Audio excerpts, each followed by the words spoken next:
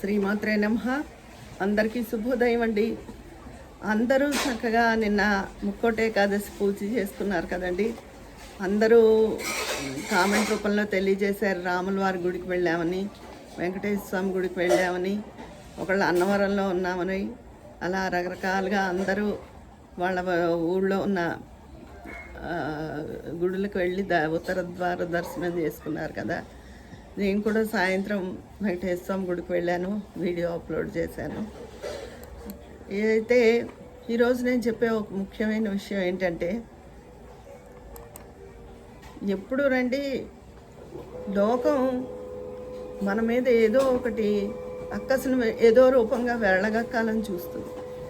అంటే లోకం అంటే లోకం ప్రజలందరూ కాదు, మనకు తెలిసిన వాళ్ళు, అది బంధువులు అవ్వచ్చు, దగ్గర స్నేహితులు అవ్వచ్చు, అందరూ.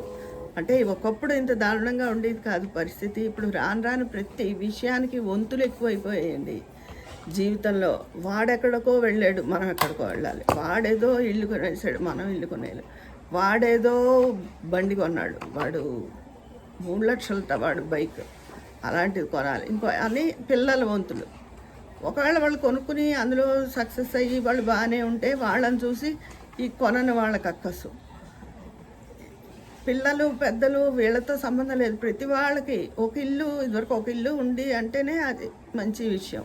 ఇప్పుడు అలా కాదు, 2 ఇళ్ళు 3 ఇళ్ళు 4 అపార్ట్మెంట్లు ఇలా ఉండాలి. పైగా మనుషులు కూడా అలా ఉన్న వాళ్ళకే ఎక్కువ వాల్యూ ఇచ్చేస్తున్నారు. ఏదో వాళ్ళకుంటే వీళ్ళ ఒళ్ళో పడదుగా.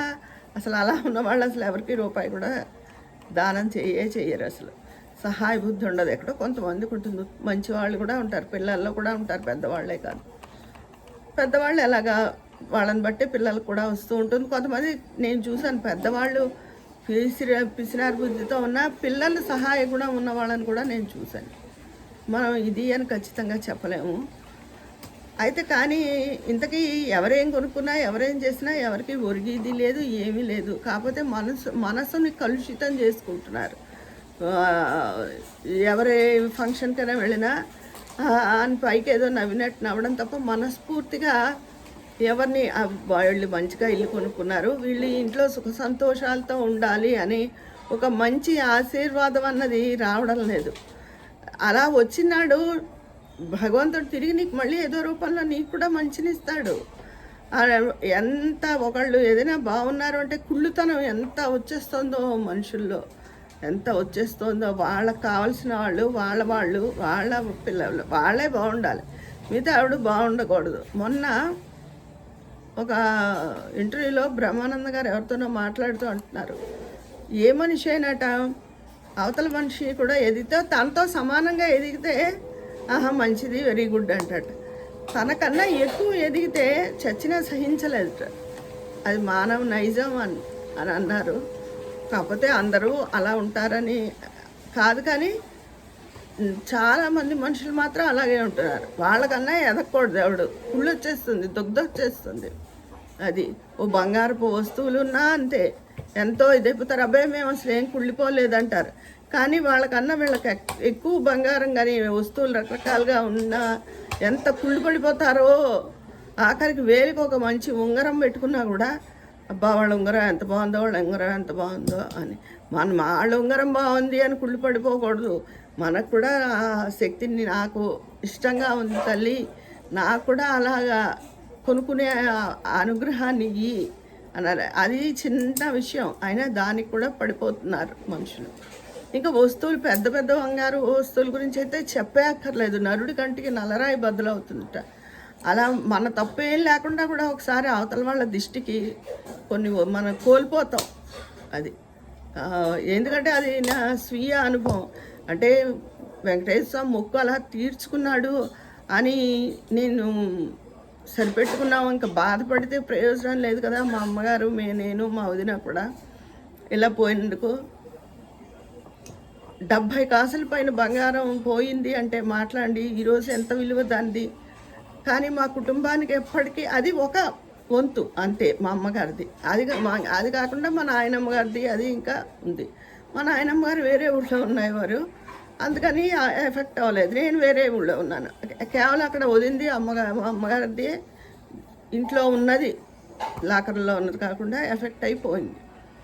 అదంతా మాకు చిన్నప్పటి నుంచి విపరీతమైన దిష్టి ఉండేదండి. బంగారానికి ఏంటి వేటికైనా సరే. ఆ రోజుల్లో ప్రతి కొత్త వస్తువు ప్రతిదీ నా వచ్చినప్పటి నుంచి మా ఇంట్లో ఉన్నాయి. అన్ని ఫ్రిడ్జ్, కుక్కరు, ఇదేంటి ఎవరి ఇంట్లోనూ లేని వస్తువులన్నీ మా ఇంట్లో ఉంది.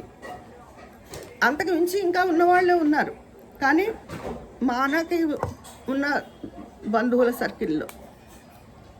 అలాగే బంగారం అలాగే ఉండేది. మా బంగారానికి ఎంతగానో దిష్టి తగిలింది. ఆ బంగారాన్ని మా అమ్మగారికి అలా పోయింది. మాకు వ్యాపారం చేశారు కొన్నాళ్ళు మా వారు. ఆ నష్టంలో మేము నష్టపోయాము. అంటే అదే టైంలో వ్యాపారాన్ని ఒకసారి కష్టాలు నష్టాలు ఎలా ఎదుర్కోవాలి, ఇప్పుడు తొందరపడి ఆత్మహత్యలు చేసుకుంటున్నారు, వద్దు అని చెప్పాను చూసారా. అప్పుడు అనమాట మా వారికి యాక్సిడెంట్లు అవ్వడం, వ్యాపారం నష్టం, వీటిలన్నిటితో కూడా నేను చాలా బంగారాన్ని కోల్పోయాను.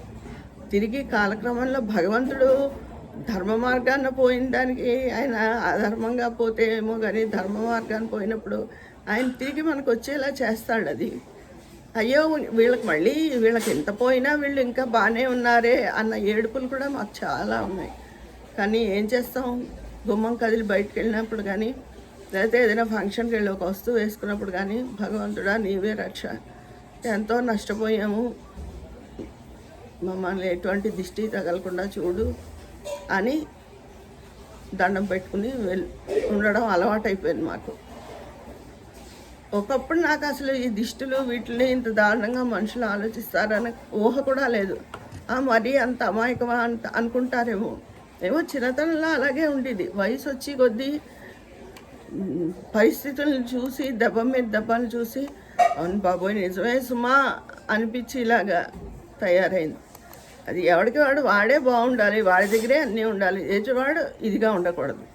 మనం హైగా ఉండి మన దగ్గర ఎంతో ఉన్నప్పుడు అవతల వాళ్ళ దగ్గర ఏమీ లేకపోయినా ఎప్పుడు అహంకరించడం కానీ, ఎవరిని కించపరచడం కానీ జీవితంలో ఎప్పుడూ జరగలేదండి. అయితే మనకి ఎదురయ్యే వాళ్ళు మాత్రం అలాంటి వాళ్ళు ఎదురవుతూ ఉంటారు.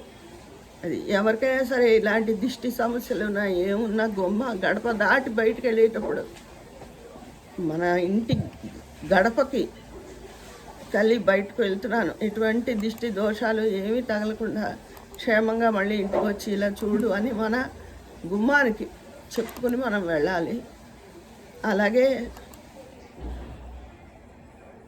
ఎంత సింపుల్గా మనకి ఏమున్నా ఏం చేసినా సాధ్యమైనంత వరకు సింపుల్గా ఉండడానికి, సింపుల్గా కనపడడానికే ప్రయత్నించాలి. ఏది ప్రదర్శనకు పెట్టుకుంటే ఆ ప్రదర్శనలో తగిలే దిష్టి వల్ల అది పోవడమో విరిగిపోవడమో ఏదో ఒకటి దానికి నష్టం జరుగుతుంది. అందుకని పైగా రోజులు కూడా అన్నీ వేసుకుంటే ఏం చేస్తారో తెలియట్లేదు. లాకర్లో బ్యాంక్ వాళ్ళే మాయం చేసేస్తున్నారు.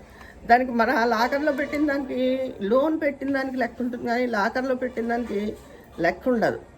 ఎన్ని బ్యాంకుల్లో ఎన్ని వస్తువులో కోర్టులో తేలుతుంది అంటున్నారు. చాలామంది బాధపడుతున్నారు కూడా, ఎందుకు పెట్టుకున్నావా అని చెప్పి. ఇవన్నీ మంచి వాళ్ళకే జరుగుతాయి.